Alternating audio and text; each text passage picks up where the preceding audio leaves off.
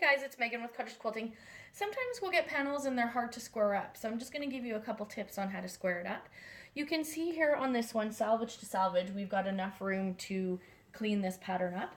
According to this pattern, it wants it to be 40 inches long, so with the fabric, and 26.5 inches wide. And you can see here with my ruler, salvage to salvage, I'm actually at about 26, well here if I move this over, I'm at 29 inches. So what I'm going to do first to square it up is I'm going to cut off my salvages so that I can find my center and then know that I can square up my sides first. And then I'm going to do the exact same to the top. And that's going to be the easiest way to square off your panels. Hi guys, one extra little tip that I want to give you when you're squaring things up. You see these little lines here on your ruler? Because remember, we're not using our mat to square things. So what I'm going to do is I'm going to try and square this panel as much as I can and see how it's off a little bit on here. So when I square this up like so, you can see here how much of this I need to cut off. So see how it's lined up straight along the line of my ruler right here? And now I'm going to slice all the way up. So as you can see, we've squared up our sides and we know that this is the center of our panel right here because I've ironed it to find my centerpiece.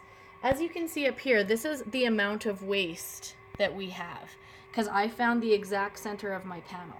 So what has happened now is we need to have the panel measure 40.5.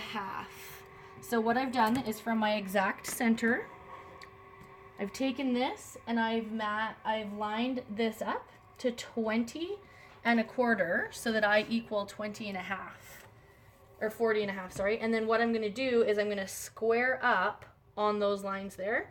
And you can see that that is all the waste of the panel, but then I should have a perfectly square panel at 40.5 by 26.5. When we want to square up our fabric, see how I folded it in half here and I can see the difference between the two widths. Can you see this here? So what I'm going to do, again, I'm going to use my ruler. My fabric can be crooked on my cutting mat because I'm not using my cutting mat for squaring. So I'm taking this line here along my square fold and making sure that it's square all the way across.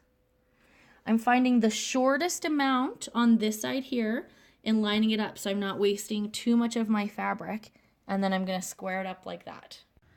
So here is the finished quilt, and you can see how square it came out. Sometimes sewing with panels can be difficult, but it doesn't have to be.